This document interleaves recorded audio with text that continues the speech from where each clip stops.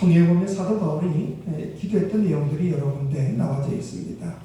오늘 우리가 읽었던 이 본문 역시 사도 바울의 기도문이지요.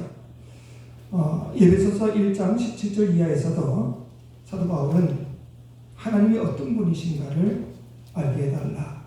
그리고 성도의 소망이 무엇이며 그 기업의 영광이 어떠한 것인지, 그리고 하나님의 지극히 크신 그 능력에 대해서 좀 알게 해달라.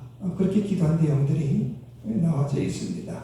오늘 본문의 이 기도문은 어떻게 보면 조금 더 차원이 높은 기도입니다.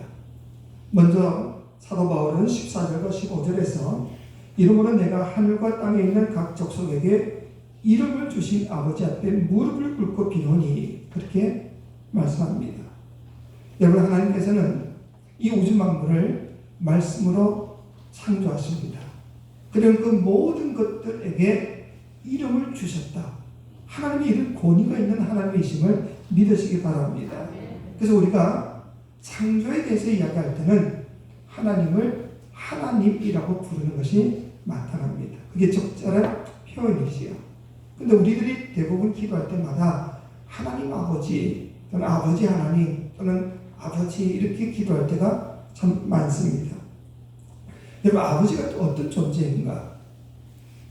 아버지는 자녀들이 뭘 달라고 할 때에 주는 것을 오히려 기뻐 여기는 존재가 아버지입니다.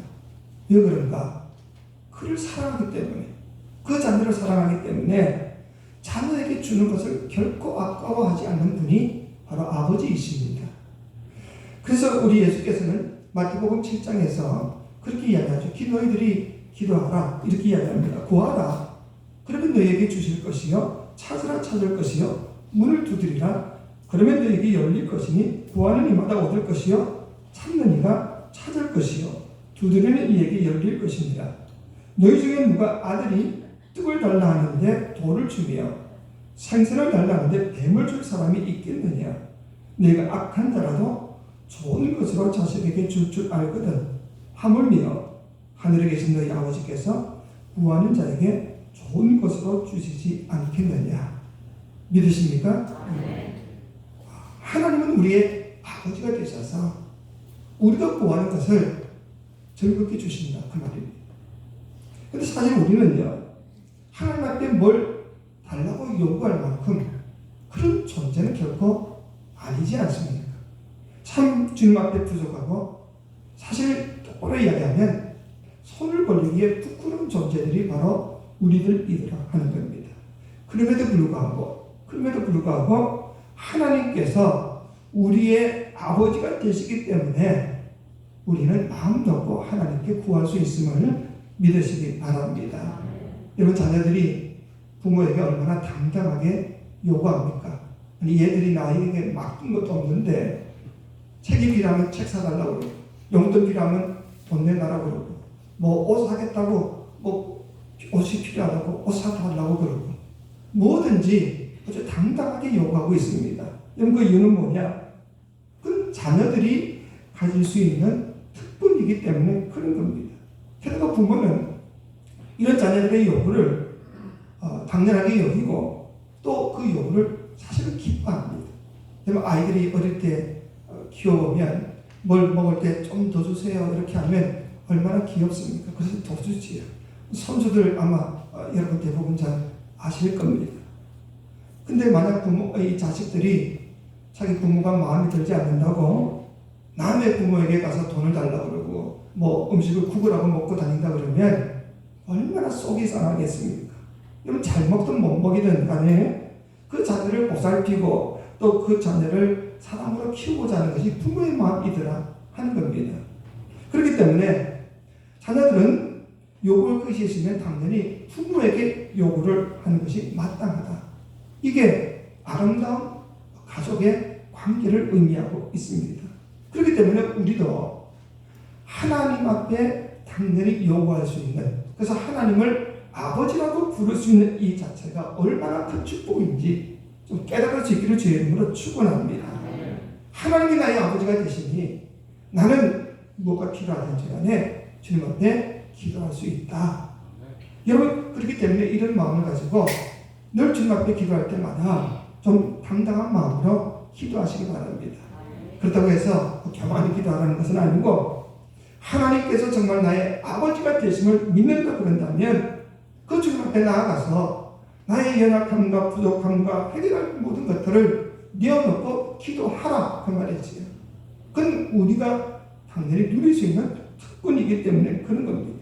그래서 우리는 결코 이 세상을 살 때에 나약하게 살 필요가 없는 겁니다.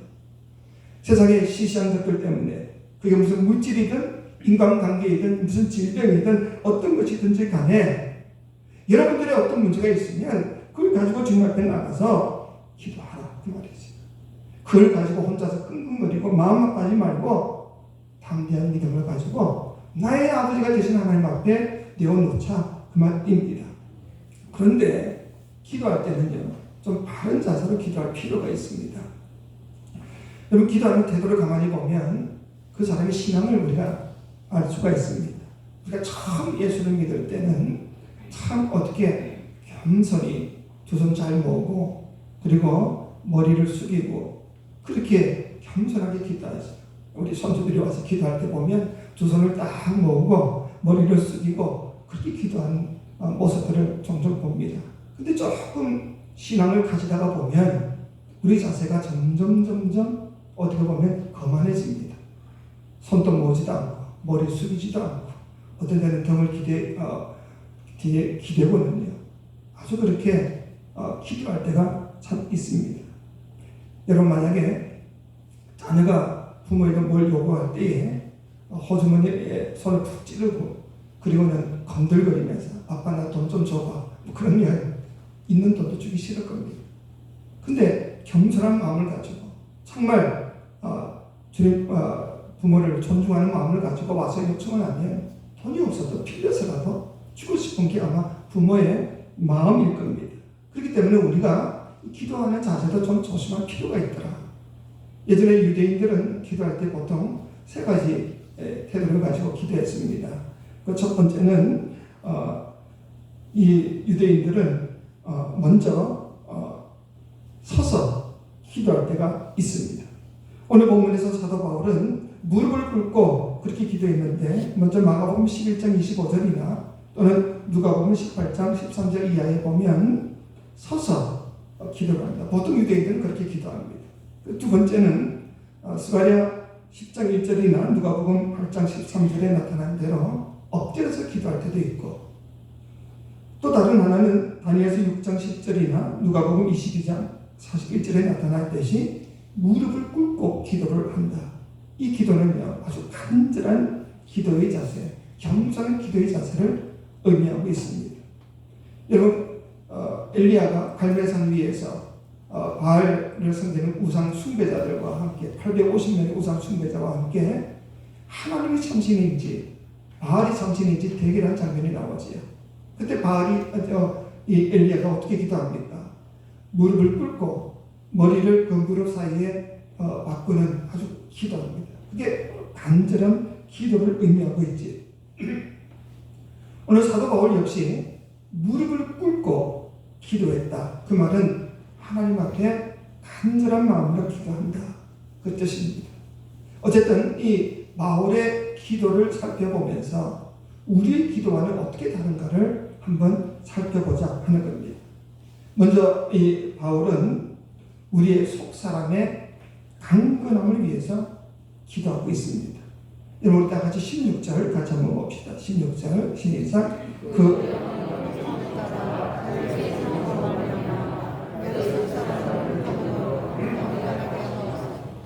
아멘. 여러분, 우리는 대부분 기도할 때마다 이 육신의 강건함을 위해서 기도할 때가 참 많지요. 아주 열심히 하나님 나에게 건강 주십시오, 이렇게 해달라고 기도하지만 우리 속사람의 강건함을 위해서는 우리가 얼마나 기도하고 있는가 그 말입니다. 여러분, 그러나 우리가 분명히 알아야 될 것은 이 다음 우리 모두가 다 하나님 앞에 나아갈 겁니다. 그때는 이 썩어진 육신을 가지고 가는 것이 아니라 변화된 우리의 심령, 이 영혼을 가지고 주님 앞에 나아간다는 사실을 우리가 분명히 아셔야 합니다. 골로새서 3장 1절로 2절에 보시면 그러므로 너희가 그리스도와 함께 다시 살리심을 받았으면 위의 것을 찾으라. 거기는 그리스도께서 하나님 우편에 앉아 계시느니라. 위의 것을 생각하고 땅의 것을 생각지 말라. 우리 그리스도인들의 삶의 특징은 뭐냐? 이 땅의 것보다는 하늘의 것, 보이는 것보다는 보이지 않는 것, 그리고 육신적인 것보다는 영혼을 더 관심에 두어야 한다 이 말입니다. 왜냐하면 이 육신은 아무리 건강하다 할지라도 얼마 가지 못하면 반드시 문제가 생깁니다. 병이 들고 결국에는 다 흙으로 썩어질 버릴 육신이 아니더냐 하는 겁니다. 하지만 우리의 영혼은 영원한 겁니다. 주님 앞에 서는 존재가 우리 영혼입니다. 우리 모두 3날 동안 다 건강해야지요. 그래서 육신을 입고 사는 동안 육신의 건강을 위해서 기도하는 것은 반드시 필요한 것은 사실입니다. 하지만 그보다 우리의 심령, 우리 속 사람이 훨씬 더 중요하다는 것을 우리가 아셔야 합니다. 우리의 그 사람은 병들고 수족을 못 쓴다 할지라도 우리의 속 사람만 강건할 수 있다 그런다면 오히려 그 편을 택하는 것이 훨씬 더 큰 축복임을 믿으시기 바랍니다. 믿으시기 바랍니다. 그래서 내성마비로 온몸을 쓰지 못하는 송명희 시인이 그런 시를 쓰지 않습니까? 참 소경이 누구인가? 참 소경이 누구인가? 세상을 보지 못하는 사람인가? 아니라 주님을 보지 못하는 사람 아닌가?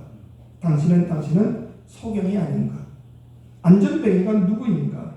이 땅을 걷지 못하는 사람인가? 아니라 주님께 가지 못하는 사람 아닌가? 당신은 주님께 가고 있나? 참 병신이 누구인가? 세상을 알지 못하는 사람인가? 아니라 주님을 알지 못하는 사람 아닌가? 당신은 병신이 아닌가? 육신의 장애가 아니라 우리 속 사람의 장애가 그게 바로 진짜 장애더라 이 말입니다. 근데 오늘 이 사도 바울의 이 기도는요, 믿지 않는 세상 사람들을 위한 기도가 아닙니다. 바로 믿는 예수 그리스도를 믿고 구원받은 우리 믿음의 성도들을 위한 기도입니다. 우리 성도들이 매일같이 조금씩 점점 강건해지기를 원한다. 지금 사도 바울이 이 기도를 하고 있습니다. 칼빈 선생님은 아무리 건강한 사람이라 할지라도 더 잘할 여지가 없는 사람은 하나도 없다. 완전한 사람은 아무도 없다 그 말입니다. 예수 믿은 사람 10년을 믿었든 100년을 믿었든지 간에 어떤 직분을 가졌든지 간에 완전한 사람은 없기 때문에 매일 우리는 강건해지기를 바라고 나가야 된다 그 말이지.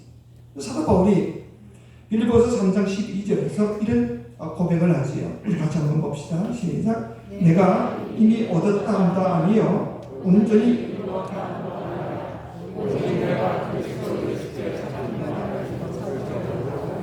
달려가노라. 아멘. 사도 바울이 어떤 존재인가 우리가 잘 알지 않습니까? 우리는 감히 따라갈 수도 없고 찾아볼 수도 없는 그런 대단한 믿음의 성숙한 신앙의 소유자였습니다. 주님을 위해서 로마 시민권, 무슨 명예, 무슨 부, 자신이 아끼던 그 모든 것들을 다 배설물처럼 버리고 오직 주님만을 위해서 살았던 사람입니다. 주님을 위해서 자기 모든 것을 다 포기했던 사람입니다. 그렇다고 해서 그 삶이 편안했냐? 아니지요. 예수로 인하여서 수없는 죽음의 위기를 만나고 많은 고난과 역경을 견뎠던 분입니다. 그러다가 결국 순교까지 하시죠. 게다가 성경의 3분의 1을 신약 성경의 3분의 1을 사도 바울이 썼던 것 아닙니까? 참 우리는 따라갈 수 없는 대단한 신앙의 소유자입니다.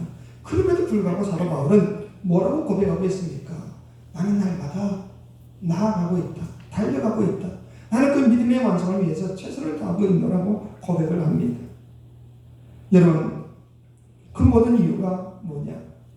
우리의 목표는 목사가 무슨 장로나 권사가 아니라 예수 그리스도이시더라 이 말입니다.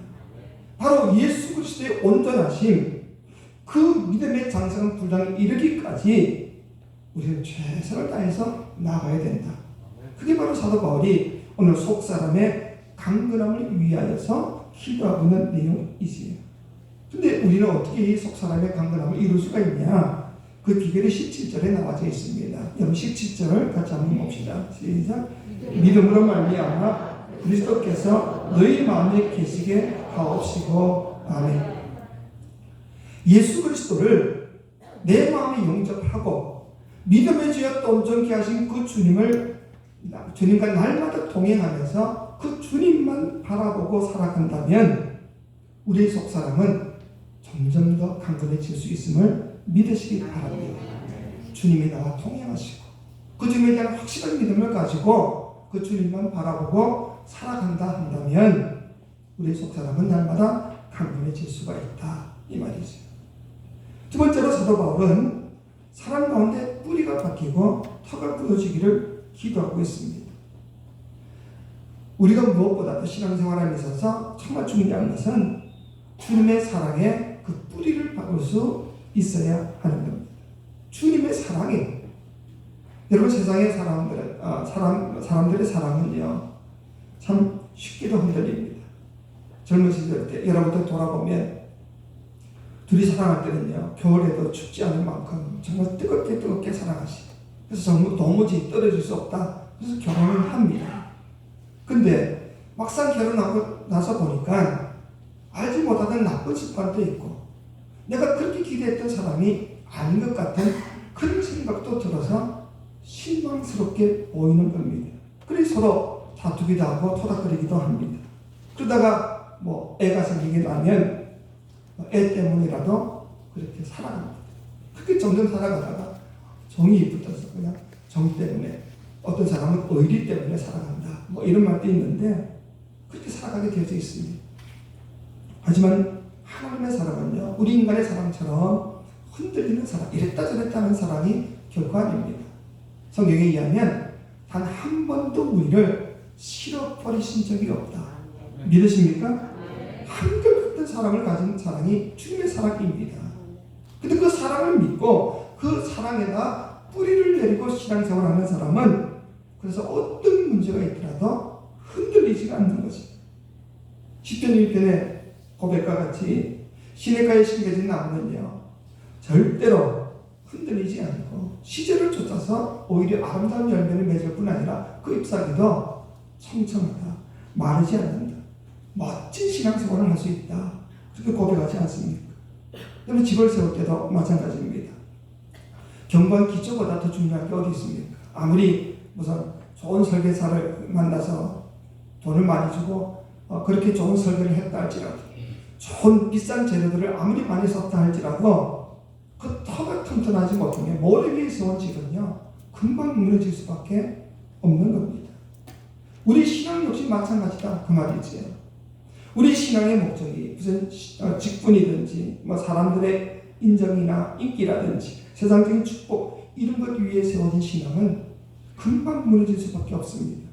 하지만 만세반석이신 예수 그리스도 위에 그 예수 그리스도의 사랑 위에 세워진 신앙은 어떤 혼란의 폭풍이 몰아친다 할지라도 역적의 창수가 몰아친다 할지라도 결코 흔들리거나 무너지지 않음을 믿으시기 바랍니다.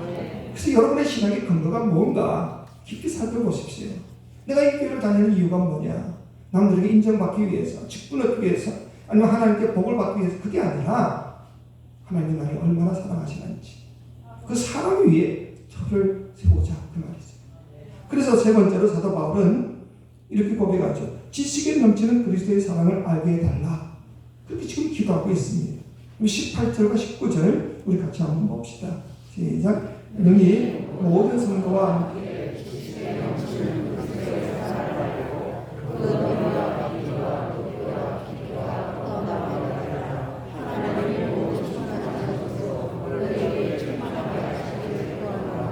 아멘. 이 말씀이 뭘 의미하는가? 하나님의 놀라우신 그 사랑, 그 충만하신 사랑을 내가 좀 반드시 알고 깨달아야 되겠다.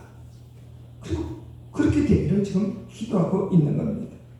여러분 우리는 주님이 나를 얼마나 사랑하시는가 입술로는 뭐 대충 고백하고 있지만 정말 마음 깊이 주님이 나를 어떻게 사랑하시는지 얼마나 사랑하시는지 이걸 절절히 느끼고 있냐 그 말이었습니다. 그 사람을 느끼는 사람과 느끼지 못하는 사람의 신앙생활은 전혀 다릅니다. 그 하나님의 놀라운 사랑, 주님의 놀라운 사랑을 피부 깊숙이 느끼고 깨달은 사람은요, 그 삶이 다르고 행동이 다르고 말이 다르고 생각이 다릅니다. 그러지 못하면 저는 온전한 신앙생활을 하기가 어려운 겁니다. 여러분 그런 예와 예전에 많이 들어보셨죠? 화상으로 인해서 얼굴이 흉측하게 된 자기 어머니를 부끄럽게 여기는 한 여학생이 있었습니다. 근데 어느 날 이 아이가 도시락을 가져가지 않아서 엄마가 그 도시락을 들고 학교까지 갔습니다. 근데 이 아이가 엄마를 얼마나 부끄럽게 여기는지 누구냐고 물으니 우리 집에 식모라고 거짓말을 합니다. 근데 그 어머니가 그 소리를 듣고 마음이 참 아팠습니다. 근데 지금 아이가 학교에서 돌아왔을 때 엄마가 이야기를 해줍니다.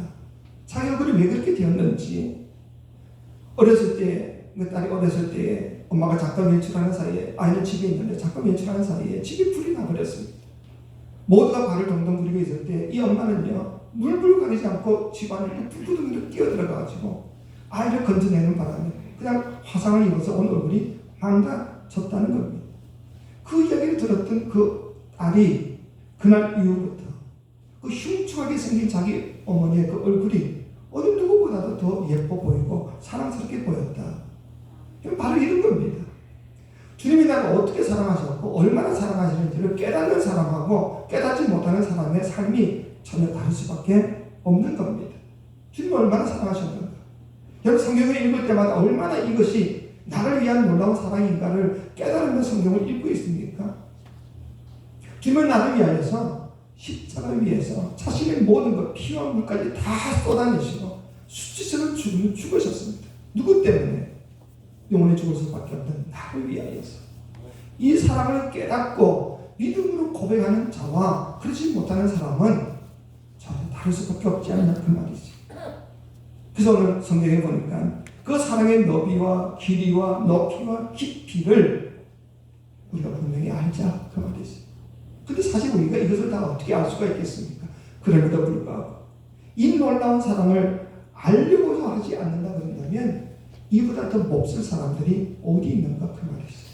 그래서 사도 바울이 지금 이 이야기를 하고 있는 겁니다. 너희들이 정말 주님을 얼마나 너희들을 사랑하고 있는지 피부 깊숙이 느끼고 생활하고 있냐.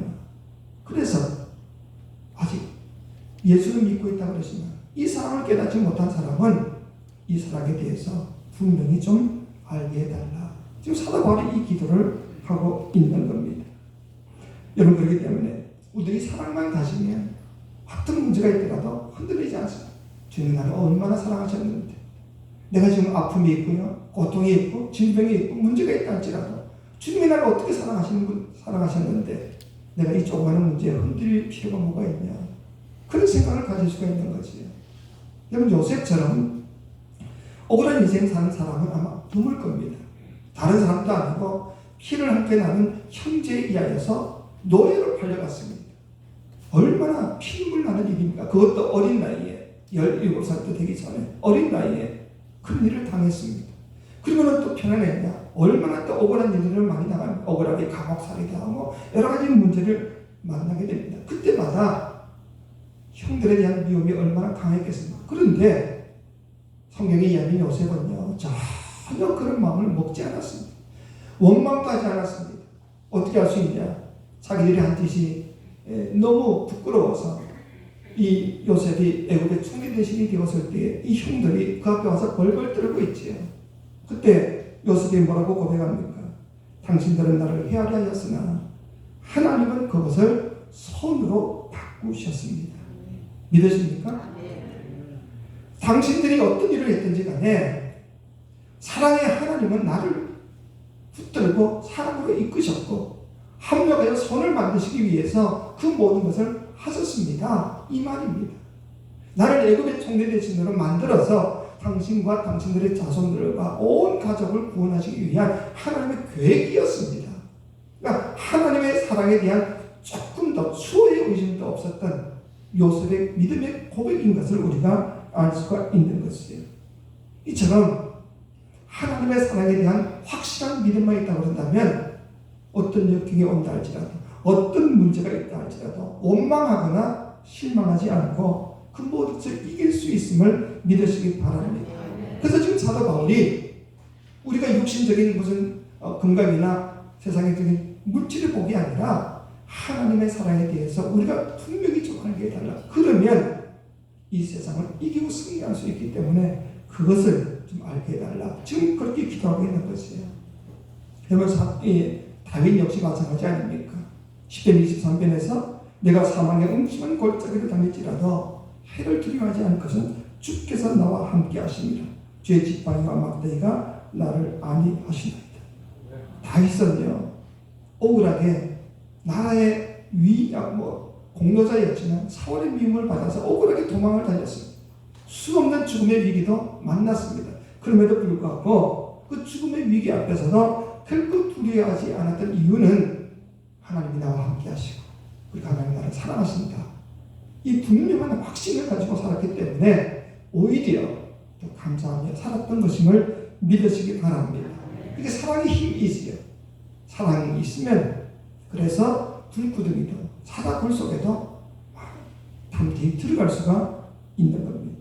주의 사랑을 깨닫는 자는 그만큼 담대한 믿음을 가질 수도 있고 행복한 삶을 살 수가 있는 것이에요.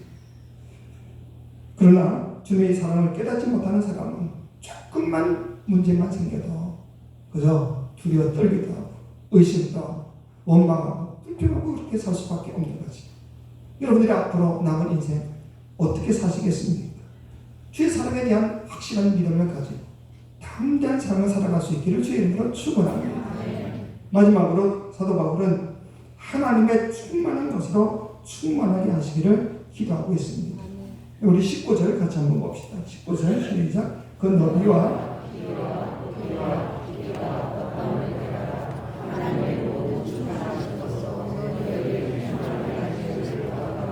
아멘. 우리 하나님은요, 째째한 분이 결코 아니십니다. 우리에게 무엇을 주실 때에 그냥 찔끔찔끔 조금씩 그렇게 주신 분이 아니라 흔들어 넘치도록 충만히 채워주시는 분이 우리 하나님이심을 믿으시기 바랍니다.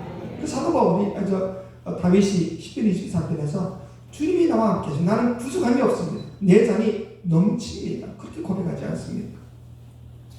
여러분, 누가복음 6장 38절에서 분명히 주님은 고백하죠. 주라 그리하면 너에게 줄 것이니 곧 후히 되어 누르고 흔들어 넘치도록 하여 너에게 안겨주리라.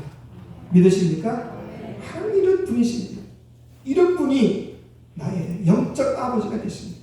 그러면 우리가 조금 부족하다고 해서 염려하고 걱정하고 그럴 필요가 없다는 거죠.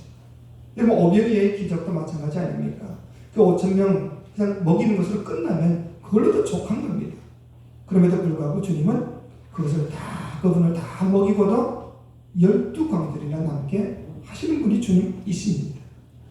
그렇기 때문에 우리가 이런 주님에 대한 확실한 믿음만 있으면 우리는 절대로 염려함이 없더라 그 말이지요. 근데 한 가지 조심할 것은 하나님의 충만하심이라는 이 말씀입니다.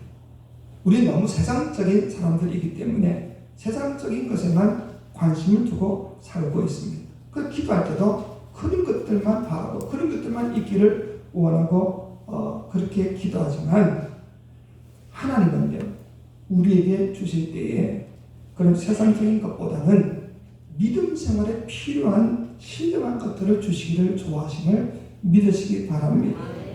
우리는 물질이, 건강이, 형통함이 축복이라고 생각하지만 하나님의 생각은 다르다 그 말이죠.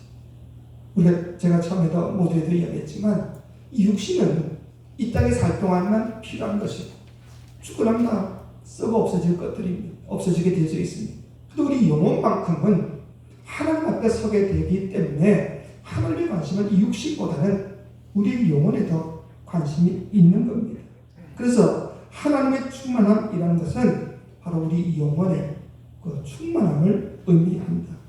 만일 우리가 건강 때문에 우리 영혼이 문제가 생길 것 같으면 오히려 하나님은 그 충만하심 때문에 우리의 건강을 거두어 가질 수도 있다 이 말이죠.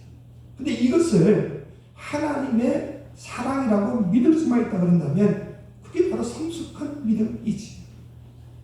물질로 인하여서 우리의 신앙이 훼손될 수 있다 그런다면 하나님이 잠시 그 물질을 거둘 수도 있다.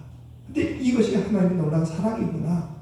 이걸 깨달을 수 있는 자들이 바로 성숙한 믿음을 가진 사람들임을 믿으시기 바랍니다. 이 믿음을 좀 갖자 그 말이죠. 하나님의 신령한 축복으로 여길 수 있는 이 믿음을 좀 가질 수 있기를 주의 이름으로 축원합니다. 사도 바울의 오늘 이 네 가지 기도, 우리 속사람, 우리 영혼의 강건함과 그리고 그리스도의 사랑에 뿌리가 박히고 터가 굳어지고 그리스도의 사랑을 정말 온전히 깨달아 알 뿐 아니라 하나님의 충만한 것으로 충만함만 있다 그런다면 우리는 어떤 신앙생활, 우리가 어떤 문제가 있든지 절대로 흔들릴 일이 없을 겁니다. 그렇기 때문에 우리가 기도할 때마다 이 네 가지를 꼭 기억하시고 여러분이 기도하는 가운데 조금이라도 예수 그리스도를 담고 그 온전한 그 충만함에 이룰 수 있는 저와 여러분 되시기를 주의 이름으로 축원합니다.